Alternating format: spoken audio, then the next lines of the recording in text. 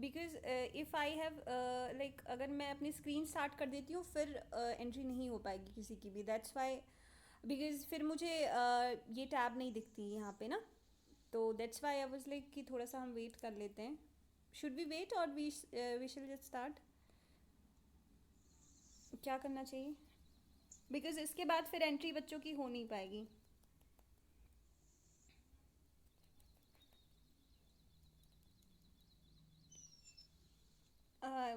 क्या करना चाहिए? Should we wait?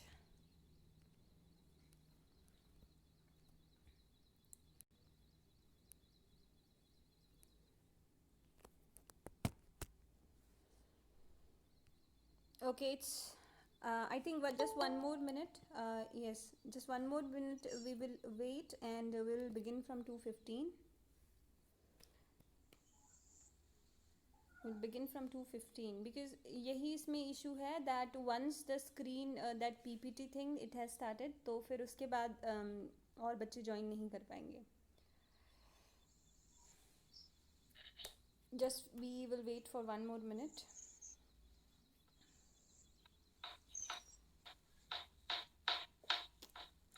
Yesterday Aftab was there. Aftab आज present नहीं है. Yeah. His name was Aftab.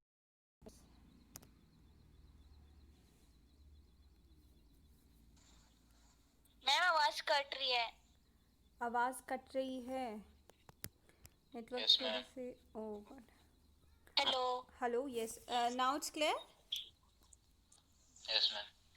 Yes ma'am. अब ठीक है ना? ओके, Yes, तो ma'am. फिर अब हमें स्टार्ट कर देना चाहिए बिकॉज 15 मिनट वैसे ही निकल गए हैं. ओके. Ma'am. ओके, तो फिर I am just sharing my screen.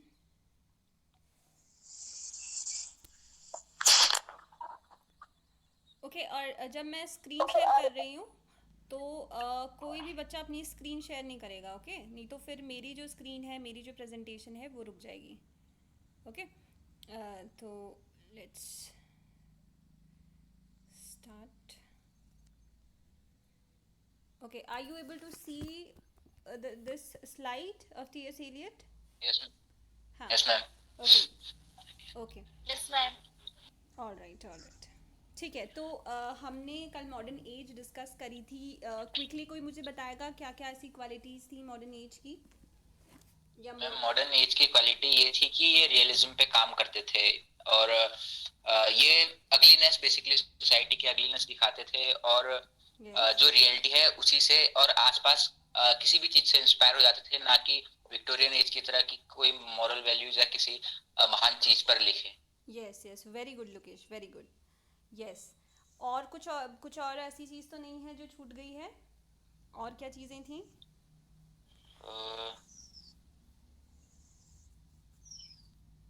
मैं एक सेकंड में आती हूँ. एक second. Okay, I just come. You guys just discuss.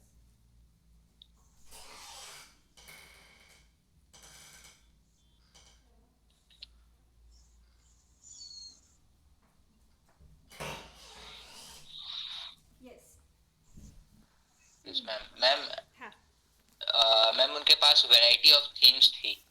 Subject की बहुत सारे सब्जेक्ट पर पोएम बना रहे थे हाँ. मॉडर्न एज के poets. Yes, there were variety of themes. Yes ma'am. Unlike Victorian age poet. Victorian age poetry, yes. तो हमने क्या चीज़ें डिस्कस करी थी? Okay, we have just discuss about the variety of themes, the realism and yes. But yes, at the same time क्या होता है कि आप रोमांटिक एलिमेंट भी इस पोइट्री में देखते हैं. ओके. कुछ कुछ जो राइटर्स हैं, do they belong from this modern period, or they what they do was modern poetry, but yes, at the same time कुछ romantic element आपको दिखाई देंगे इनकी पोइट्री में. जैसे कि आप डब्ल्यू बी ईट्स को जब हम पढ़ेंगे तो उसमें आप देखेंगे कई सारे रोमांटिक एलिमेंट्स. ओके. मेसफील्ड एक राइटर हैं, उनको जब आप पढ़ेंगे या ई थॉम्स को आप पढ़ेंगे तो all these writings, all these works of these writers और poets, they have this spirit of romance. Okay, this spirit of the romantic elements or the poetry, it is filled with some this true romantic spirit. Okay यानी कि उसका वो element इसमें होगा जहाँ पे super naturalism हम कहते हैं, super natural things. Okay okay, just unmute yourself whoever is that. Okay yes, क्योंकि थोड़ा सा आवाज़ फ्लक्चुएट करे ना. यस, तो सुपर नेचुरल एलिमेंट बच्चों क्या होते हैं कि घोस्ट उसमें हो सकते हैं, फेरीज उसमें हो सकती हैं, इस तरीके के एग्जाम्पल. आप टी.एस. एलियट को ही देखिए, जो मैंने सिग्निफिकेंट जो टेक्स्ट था, यानी कि the Waste Land is the text जो कहता है, जिससे हम कह सकते हैं कि मॉडर्निज्म, यानी जो हाई मॉडर्निज्म है, हाई मॉडर्निस्ट जो एरा है, उसकी बिगिनिंग इस टेक्स्ट से हुई थी. The text was the Waste Land which was written by T S. Eliot. तो आप ये देख सकते हैं कि T S. Eliot is the writer जिसने मॉडर्निज्म की या मॉडर्न एज की शुरुआत करी थी. The beginning of modern age, it begin with the publication of the text.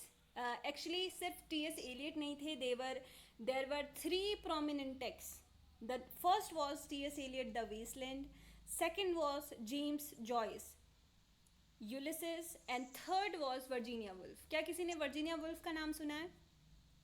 The famous, she is a famous poetess. Virginia Woolf नहीं सुना. नहीं सुना. ओके ओके, सो वर्जीनिया वुल्फ. सेकंड वाला क्या कहा था आपने? हाँ लोकेश, क्या बोल रहे हो? मैम सेकंड पोएट का नाम क्या कहा आपने? सेकंड पोएट नहीं है, राइटर है. हाँ वैसे पोएट भी है. James Joyce, यूलिसेस.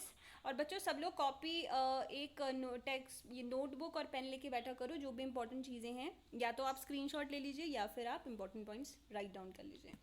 Okay, second writer was James Joyce, Ulysses, ULYSSES, Ulysses, and Virginia Woolf,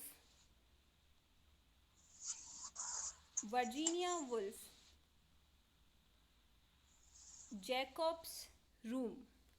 Virginia Woolf, Jacob's Room.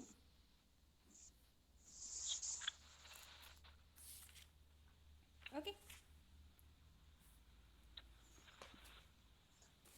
एक लाइन है, उसे लिख लीजिए. Modernism involved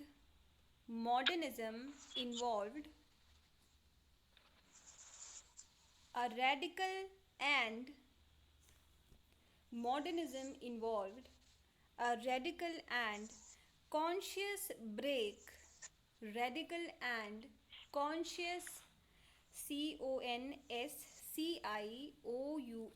conscious break with the past,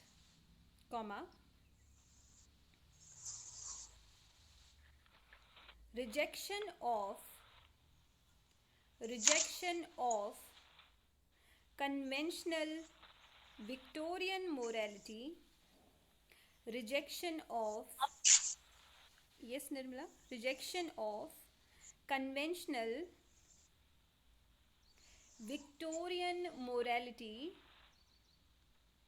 conventional Victorian morality, and invention of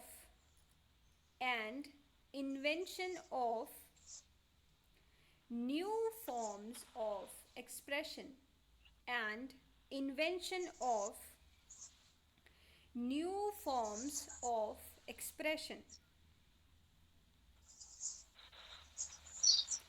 Karl Marx, full stop, expression के बाद full stop लगा दीजिए. Then Karl marks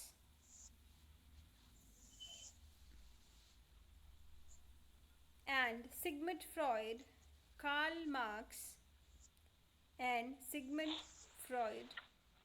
Sigmund Freud सबने सुना, आई गेस, जो साइकोलॉजी वाले बच्चे हैं, they are well aware with Sigmund Freud.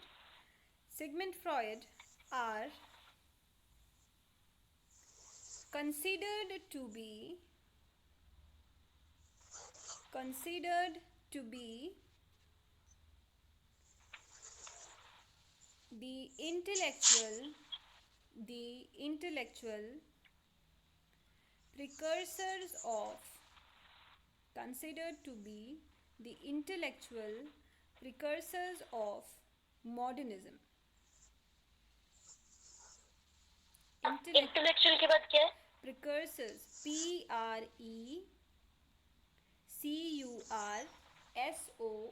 Precursors, precursors of modernism. Full stop. Literature of the modern age. Literature of the modern age is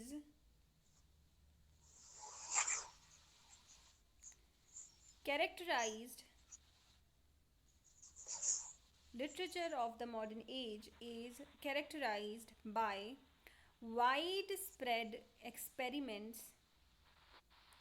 Ma'am, can you repeat once again? Literature of the modern age. Literature of the modern age is characterized by widespread experiments,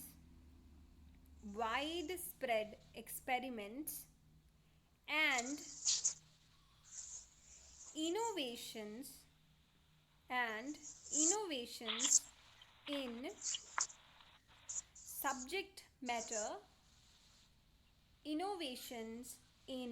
subject matter, comma, form, subject matter, comma, form, comma, style, and character.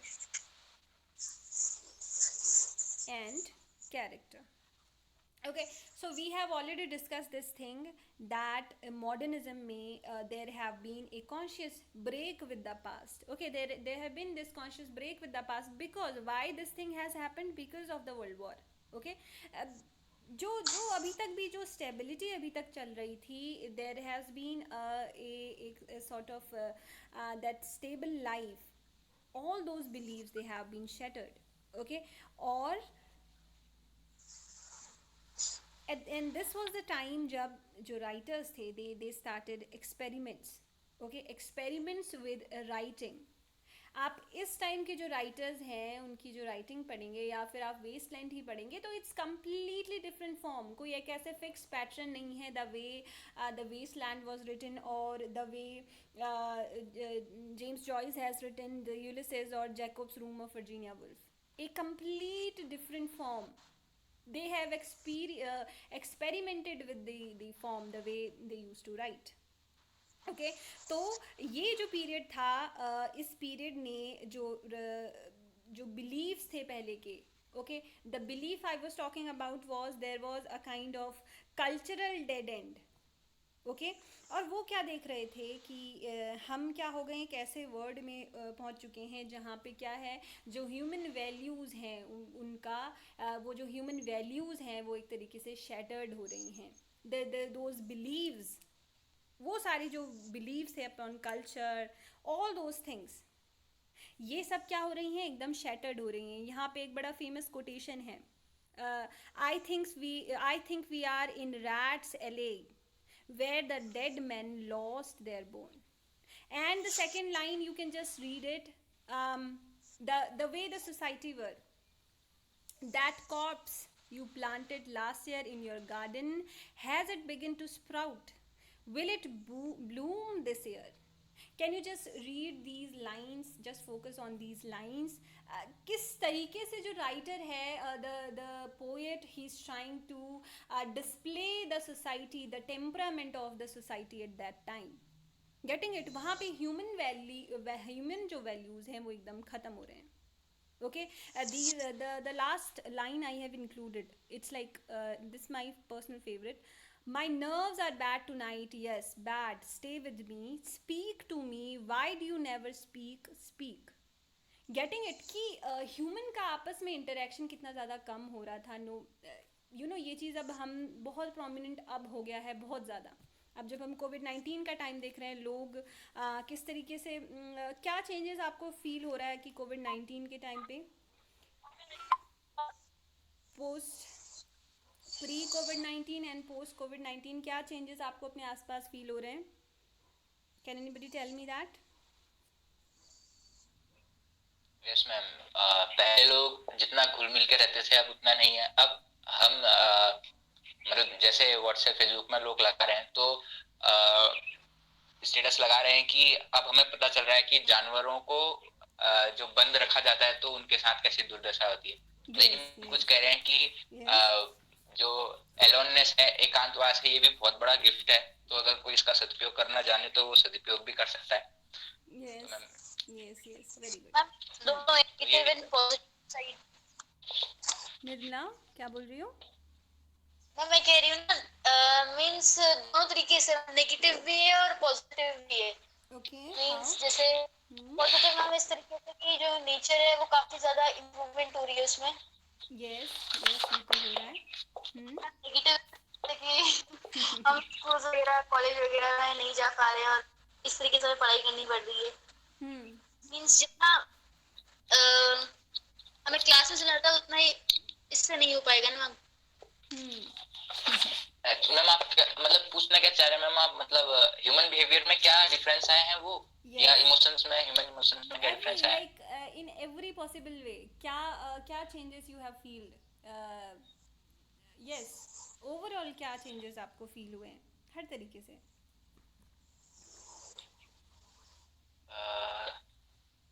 Yes ma'am, यही interact, लोग एक दूसरे से ज्यादा interact नहीं हो पा रहे हैं और डर का खौफ का माहौल तो है ही। और बस यही इकोनॉमिकल क्राइसिस, पॉल्यूशन डिक्रीज हो रहा है और बस मैम यही सब कुछ। ओके, यस यस, जो इम्पोर्टेंट चीज़ें हैं वो कवर हो ही गई हैं। ओके, हम ह्यूमन वैल्यूज़ की बात यहाँ पे कर सकते हैं कि कैसे लोग पहले दूर थे, अब लाइक कंप्लीटली हम दूर हो चुके हैं एक दूसरे से, है ना?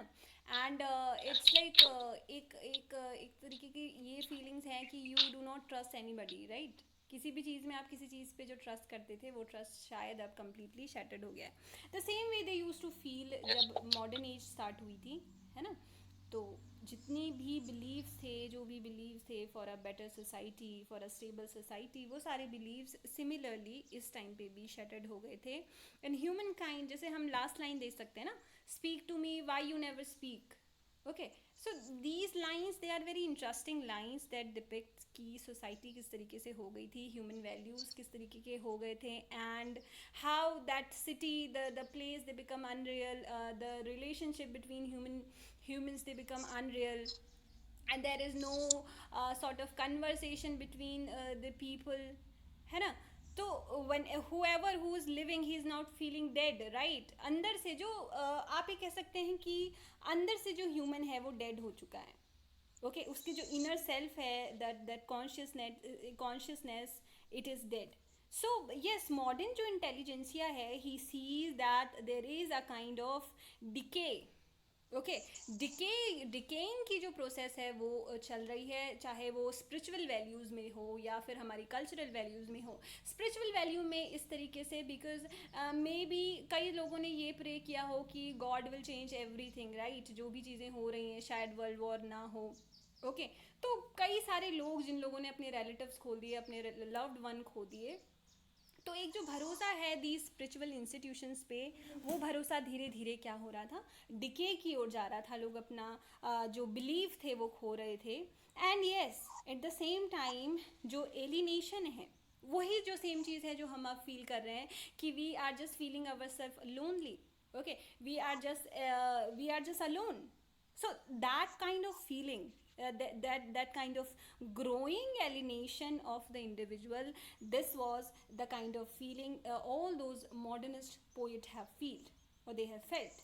And yes, poet is a poet. Okay, तो उन्होंने फिर क्या करा, बड़े ही शानदार तरीके से, टी एस एलियट की हम बात करें तो बहुत ही शानदार तरीके से, बहुत ही ज़्यादा एक प्रोमिनेंट जो उन्होंने पोइट्री अपनी प्रेजेंट करी, बहुत ही ज़्यादा एक्सपेरिमेंटल जो पोइट्री थी अपनी प्रेजेंट करी, that is Waste Land. Okay, so yes, so these were some of the characteristics of modern poetry. Okay इसके अलावा हम ये देख सकते हैं ओके रोमांटिक एलिमेंट उसमें ऐड हो गए हैं, रिलीजन और मिस्टिसिज्म ये थीम तो हम जर्नी ऑफ मैजाई में भी देखेंगे।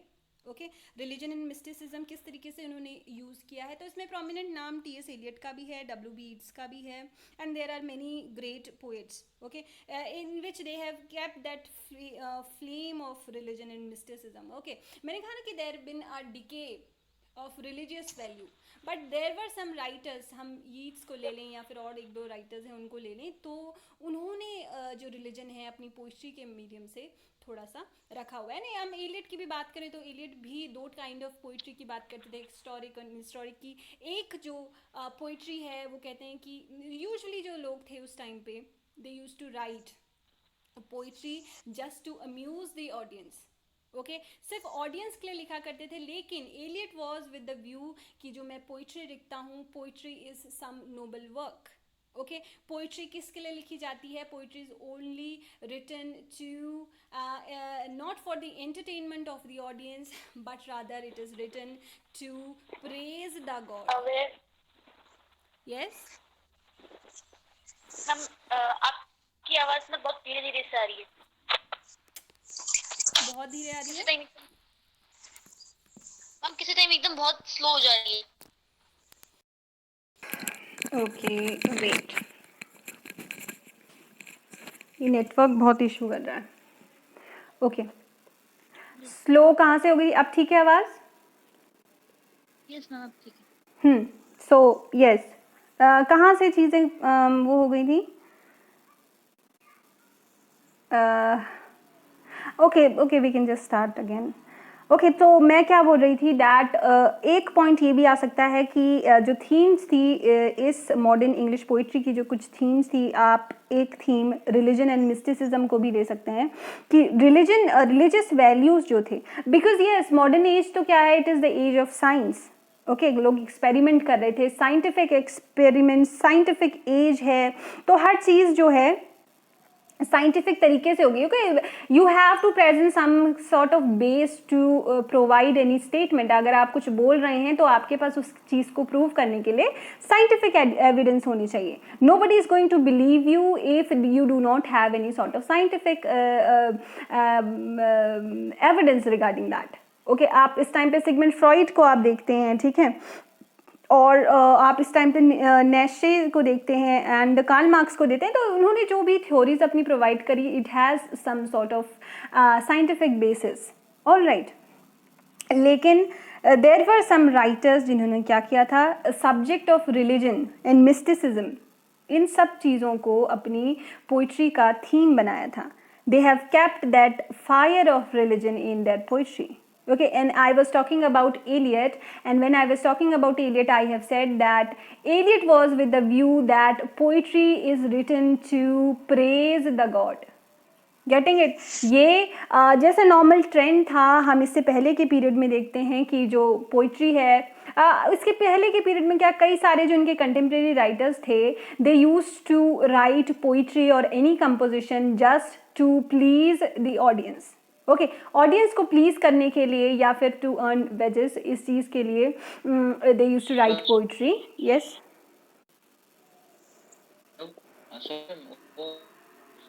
कुछ क्या बोल रहे हो? से आपकी आवाज नहीं आई मैम मेरा भी ऐसा ही हो रहा है, कुछ आवाज नहीं आ रही बिल्कुल भी। ओह गॉड, जो भी पॉइंट था वो कुछ समझ में मैम कट बीच में कट जैसी जा रही है, क्लियर नहीं हो पा रही मैम। बोल रहे हो। ओह गॉड क्या होगा, मैं कितनी बार एक ही चीज़ रिपीट करूं?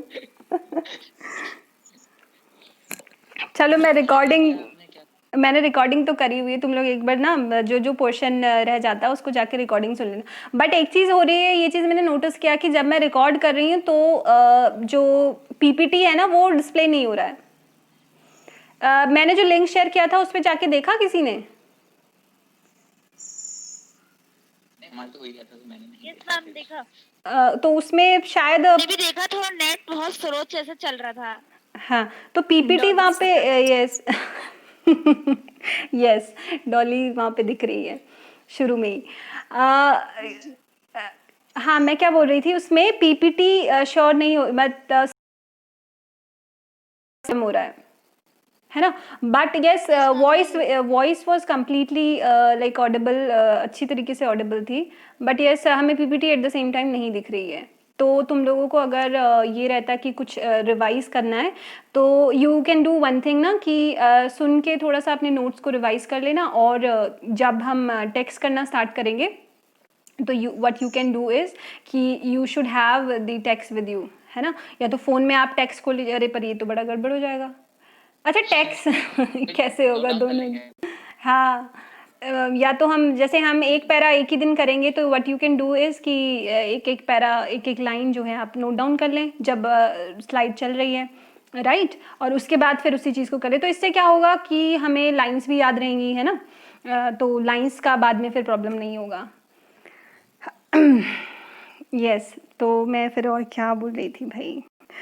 हाँ तो हाँ ठीक है. तो ये चीज़ एक बार दोबारा सुन लेना, ठीक है. स्लाइड में सुन लेना क्योंकि इसमें तो वॉइस क्लियर है. Okay ma'am. ओह गॉड इतने जोर से चीख रहे हो तुम लोग, मेरे कान में दर्द कर रहे हो.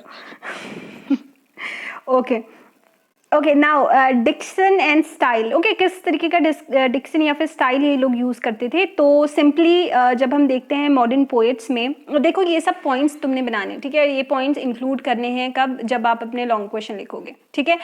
यस जब ये चीज़ें इंक्लूड करोगे अपने राइटर के हिसाब से, यानी जो भी पोएट में जहाँ पे भी आपको यूज़ करनी है ये चीज़ें, ये पॉइंट्स इंक्लूड करने हैं. ओके तो ये रिलीजियस एंड मिस्टिसिज्म जिस भी राइटर में या जिस भी पोएट में आपको नज़र आता है तो वहाँ पे एज अ थीम आप इसको यूज़ कर सकते हैं. ओके सो यस जब हम स्टाइल की बात करें, द स्टाइल ऑफ राइटिंग, तो हम ये देखते हैं कि जो मॉडर्न पोएट होते थे उनकी प्रेफरेंस जो थी बहुत ही सिंपल और डायरेक्ट एक्सप्रेशन है, बहुत ज़्यादा कॉम्प्लिकेटेड. बट येस कुछ राइटर हैं लाइक एलियट एंड यीट्स में हम देखते हैं कि बहुत ज़्यादा कॉम्प्लिकेटेड लैंग्वेज है, बहुत ज़्यादा, क्योंकि there are like plethora of references they have taken, ठीक है. इमेजिनरी बिल्कुल ऐसी यूज़ करी है कि बहुत ज़्यादा डिफिकल्ट हो जाता है जब तक आपको उसका बैकग्राउंड ना पता हो ना, कि एक एक चीज़ों के बारे में, एक एक जो वर्ड उसने यूज़ करे हैं, why he has used that particular word, जब तक आपको उस चीज़ के बारे में पता नहीं है, you can not understand the poetry written by these great writers. Okay so yes क्या वो करते थे, the one thing is that they are very direct in writing. Okay कोई किसी तरीके का मीटर उन्होंने यूज़ नहीं किया है. जैसे शेक्सपियर में आपने पढ़ा था आइम्बिक पेंटामीटर यूज़ होता है, राइट, या फिर आप मिल्टन में देखते हैं. बट जब हम इन मॉडर्न राइटर्स की बात करते हैं तो फ्री वर्स में ये लिखा करते थे. The style of writing was free verse, ठीक है. तो फ्री वर्स में लिखा करते थे. They were free in use of any sort of metre. Okay किसी तरीके का रेगुलर जो मीटर हुआ करता है कि उन्हें लाइंस को मैच करना है, इस तरीके की किसी भी चीज़ से they were free. And verse rhythm is replaced by sense rhythm. Getting it. Verse rhythm जो थी वो सेंस रिदम से रिप्लेस हो गई थी. That is the greatest thing of this time. Okay, so there was a kind of free movement in the English poetry at that time. इस तरीके की हम जब बात करें, ठीक है. तो हम अब चलिए अब हम डायरेक्टली T.S. एलियट पे थोड़ा सा आ जाते हैं. ओके तो you can just are you able to see the screen?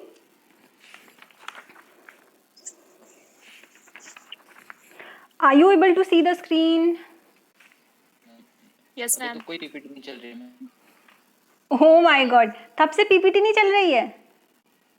No ma'am.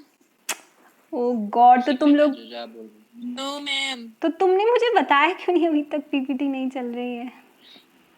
Ma'am जो आप बोल रहे हो लिखते जाते. ओहो यहाँ पे पीपीटी भी तो चल रही थी भाई.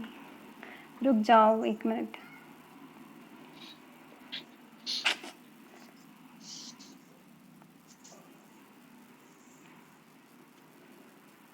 अब दिख रही है PPT? Yes ma'am. Yes ma'am. तुम लोग भाई बोला करो कि ये नहीं हो रहा वो नहीं हो रहा, क्या करते रहते हो.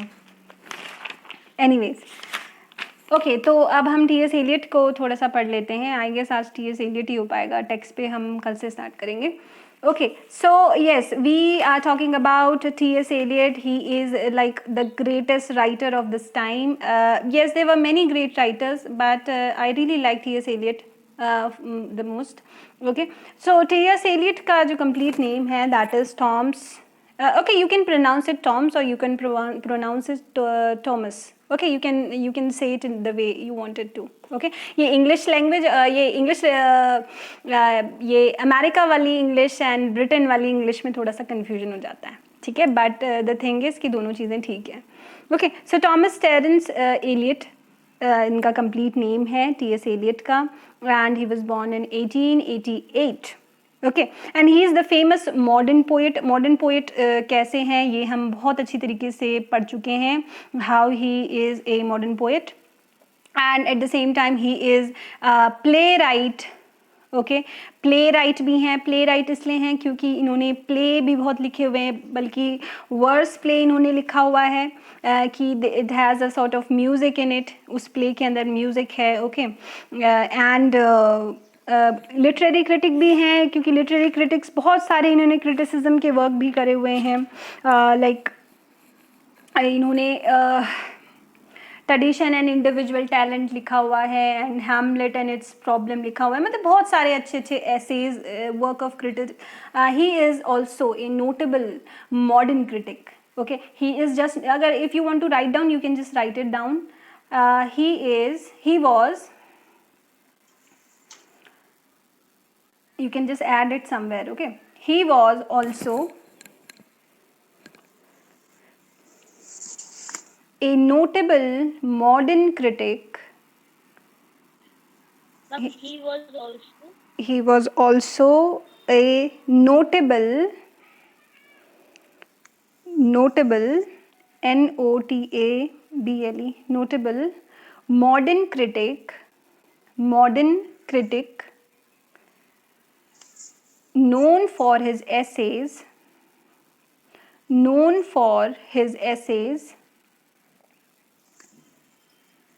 inverted comma start करिए. Tradition and the individual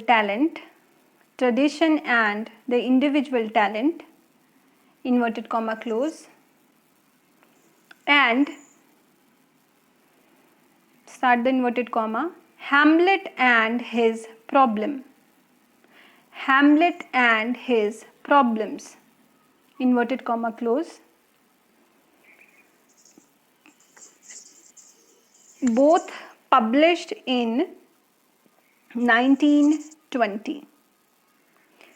Okay, so both of these things they've been published in 1920, both of these essays.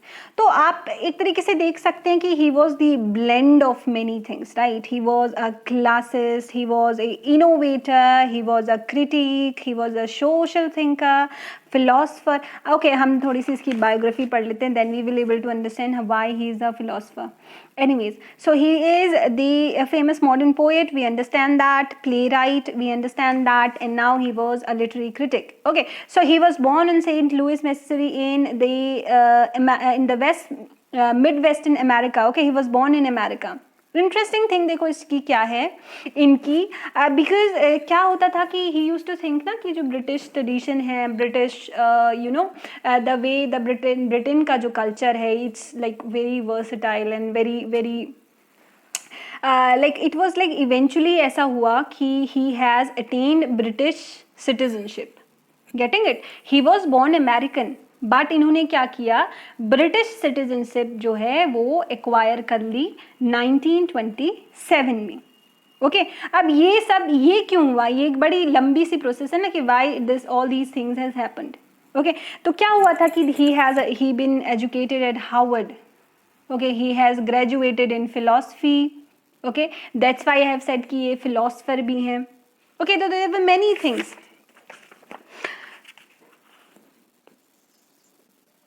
Okay.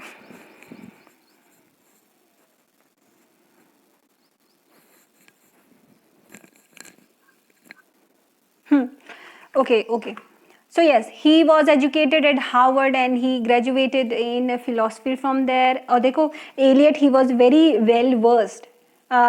इतनी सारी languages, he was well versed with all these languages. He know Latin, French, Greek and German.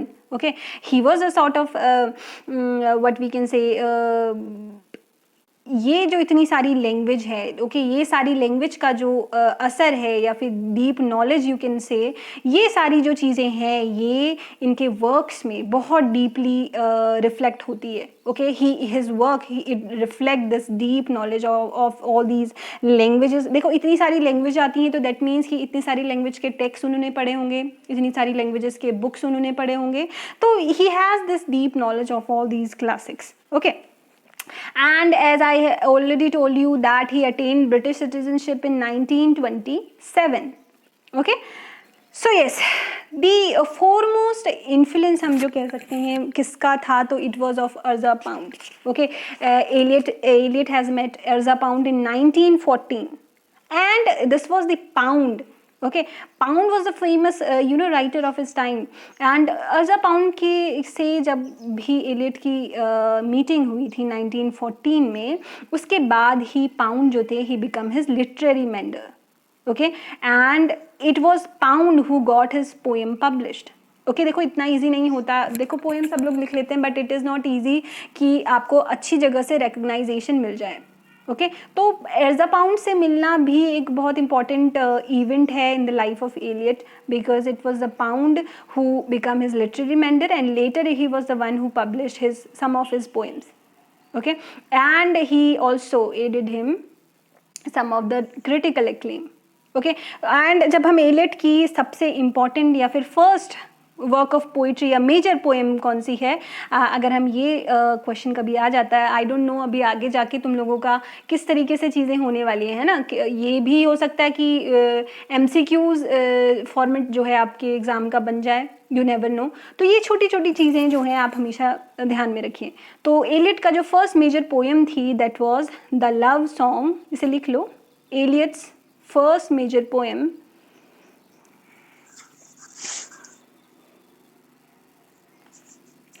Eliot's first major poem was the love song of J. Alfred, J capital रखना है, Alfred ALFRED, Alfred Prufrock, PRUFROCK,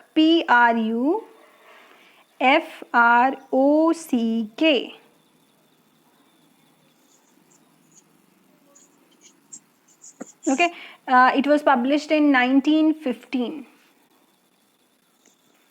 and this poem, it was published rather with the Pound's insistence, okay. और ये जो poetry थी ये एक magazine of verse थी poetry करके, उसमें ये पोएम पब्लिश हुई थी, okay. So 1915,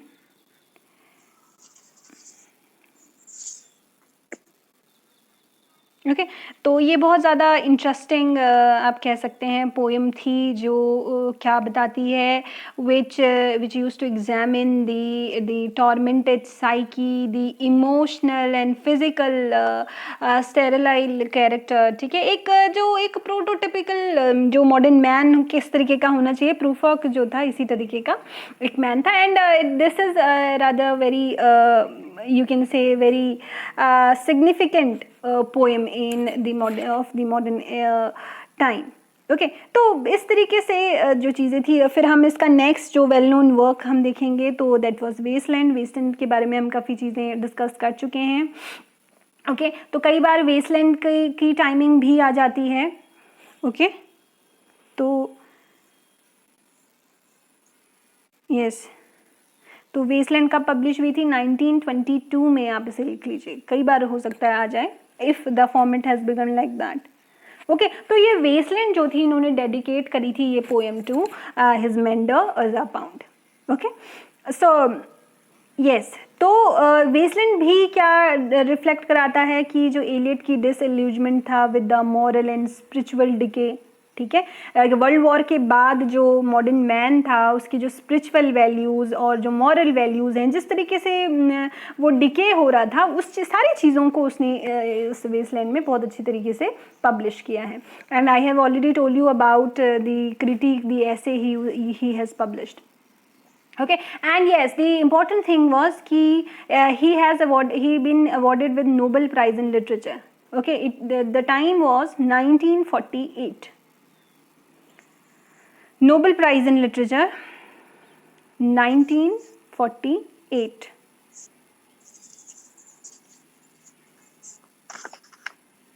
Okay, and finally उसकी जो डेथ हुई थी, it was the time was 4th January 1965.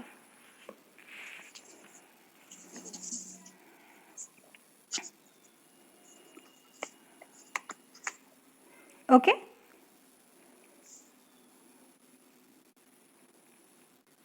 अब देखो, यही चीज़ हमने थोड़ा सा राइटर के बारे में डिस्कस किया है, हम मॉडर्न एज के बारे में भी डिस्कस कर रहे हैं, तो थोड़ा सा इसमें हम डिस्कशन करते हुए थोड़ा सा और इसमें थोड़ा सा ऐड कर लेते हैं कि ये बेसिकली क्या था। मॉडर्निज्म का जो एक जो पीरियड था, यानी कि जो 20th सेंचुरी थी, okay, it experience a sort of fragmentation.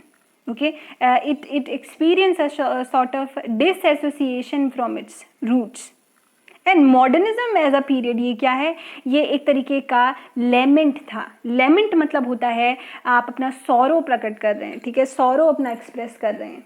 It was a kind of lament about all these changes. क्योंकि हमने ये चीज़ कल भी डिस्कस कर ली है कि जब भी वॉर होती है तो वॉर के बाद दो इम्पॉर्टेंट चीज़ें जो होती हैं वो यही होती है कि डेथ एंड डिस्ट्रक्शन.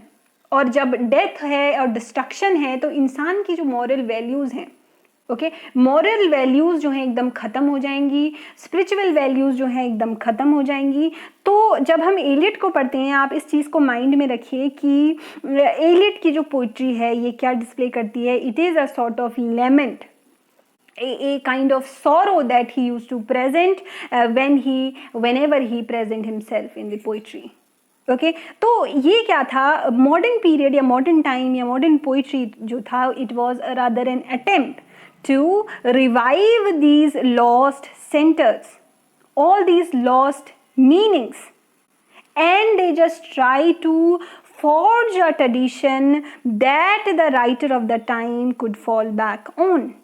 ओके, तो ये क्या था, एक सॉर्ट ऑफ अटेम्प्ट था कि हम जो सोसाइटी है उसका रिवाइव कर सकें, वो उस सोसाइटी को दोबारा से रिवाइव कर सकें जो पहले एग्जिस्ट करती थी बिफोर वॉर और before all these industrial revolution and all these technology.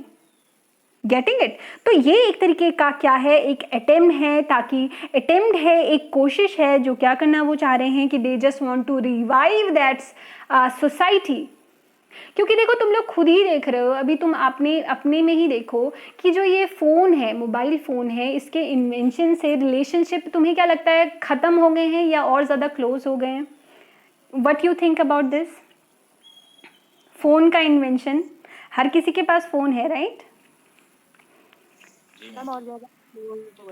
क्या तुम्हें लगता है कि हमारे जो रिलेशंस हैं वो कैसे हो गए अब? नजदीक वाले खत्म हो गए, दूर वाले बढ़ गए. फोन की ज्यादा हो गए हैं.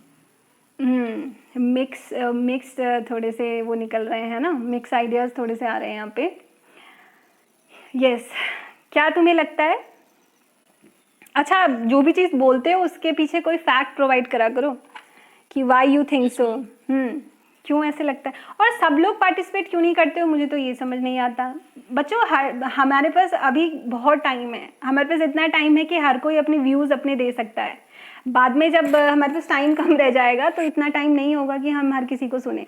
तो it's like anybody can present their view, okay, and nobody is going to ridicule you, और कि तुम अगर गलत बोल रहे हो या तुम सही बोल रहे हो, nobody is going to do that. ठीक है, तो ये जो माइंड में है कि हम कुछ बोलेंगे तो गलत हो जाएगा, तो गलत भी हो जाएगा तो सही भी तो हो जाएगा, है ना. जो चीज़ गलत करोगे वो चीज़ सही भी हो जाएगी, पर वो तभी होगी ना जब कुछ बोलोगे.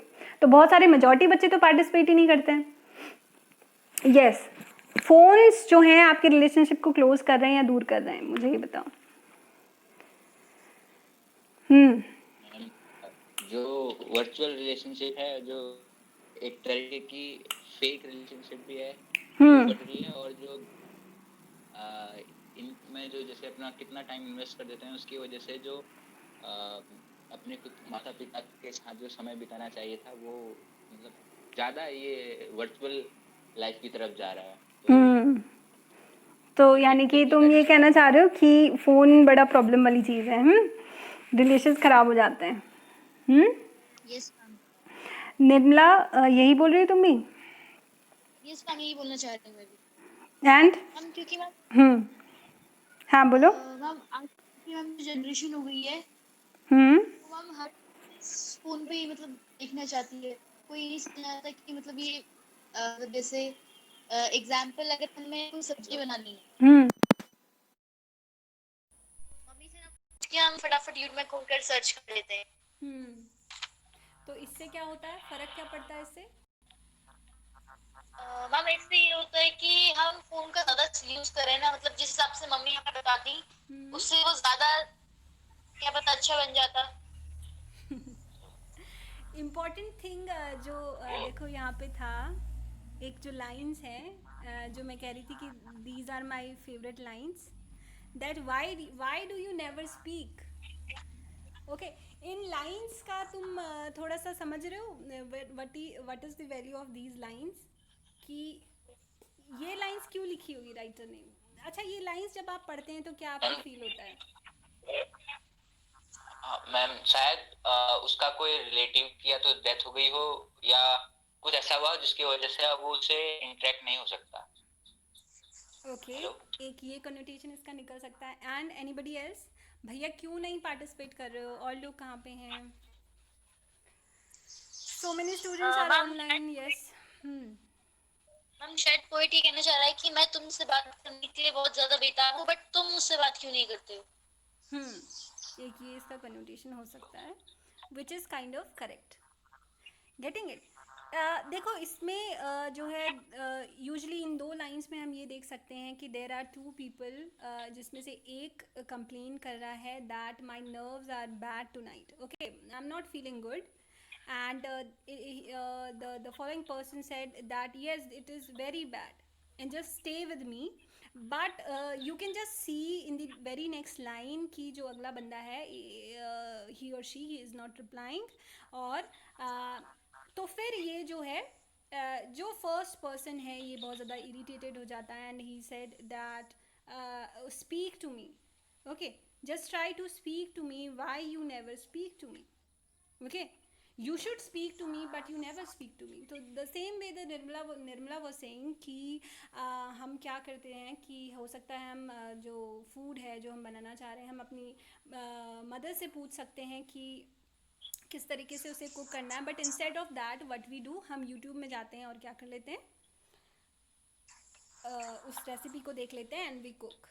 तो इस चीज़ से क्या एक जो कनेक्शन था शायद जो तुम्हारे पेरेंट्स के साथ, देखो हर कोई दूर रहता है ना आजकल, तो वो जो कनेक्शन है, भले ही एक रेसिपी आपको पूछनी होती, बट इससे क्या होता है, एक तरह की कन्वर्सेशन आपकी अपनी पेरेंट्स के साथ या किसी के साथ भी हो सकती थी। वो जो कनेक्शन है, वो जो कन्वर्सेशन है, वो धीरे धीरे ख़त्म हो रही है। Getting it? Yes, तो ma'am. ये साउथ एक तरीके का कह सकते हैं कि डिसएडवांटेज है ऑफ फ़ोन और मॉडर्न टेक्नोलॉजी। कुछ और, कोई और आंसर करना चाह रहा है?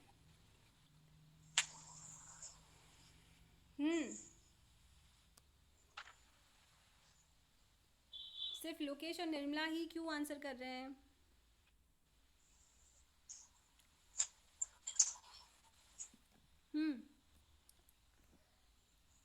Okay, it's already 3। यस, चलो एनीवेज, इस पे सब लोगों का ये होमवर्क है, एक शॉर्ट ऐसे लिखोगे कि क्या मॉडर्न टेक्नोलॉजी हमारे रिलेशनशिप्स में असर डाल रही है, पॉजिटिव या नेगेटिव, किस तरीके से। Okay, this is going to be your homework for today. Okay तो सब लोग जितने भी आज प्रेजेंट हैं they are going to paste they are going to take photographs of their essays and just paste there in the WhatsApp okay so yes I guess आज हमने modern period के बारे में थोड़ा सा पढ़ा था एंड देयर वर सम एक थोड़ा सा डिटेल एनालाइज हमने राइटर का करा है and yes from tomorrow we are going to start our text alright so let me just ma'am and yes Lokesh हाँ मैम इसकी रिकॉर्डिंग भी एक बार व्हाट्सएप पे भेज दीजिएगा मैम बहुत कुछ है क्या है वो नेटवर्क प्रॉब्लम की वजह से यस यस मैं ना मैं ये करती हूँ इसको आई जस्ट वेट मैम एक डाउट और था हाँ हाँ बोलो मैम पॉजिटिव पे लिखना है या नेगेटिव पे? ये मिक्स हो सकता है ये इसे हम एक तरीके का क्रिटिकल एनालाइज कहते हैं तो whenever we are doing a sort of critical analyse तो वहाँ पे पॉजिटिव एंड नेगेटिव दोनों आने चाहिए फिर आप प्रेफर किस चीज़ पे करते हो either you are preferring the positives और either you preferring the negatives ये आपके कंक्लूडिंग पार्ट में आ जाता है ओके ओके तो मींस आप कंक्लूजन पॉजिटिव या नेगेटिव कुछ भी ले सकते हैं यस कुछ भी But, दे सकते हैं बट एट द मैं- सेम टाइम आपको दोनों पॉइंट्स को जस्टिफाई करना है कि why you are saying this why you are saying that getting it okay ma'am ठीक है तो we I guess we have well understood things about T S. Eliot अगर कुछ भी कंफ्यूजन होता है you can just ask me okay कुछ confusion है अभी नो मैम नहीं okay okay so let's call this a day alright okay students ma'am okay okay bye bye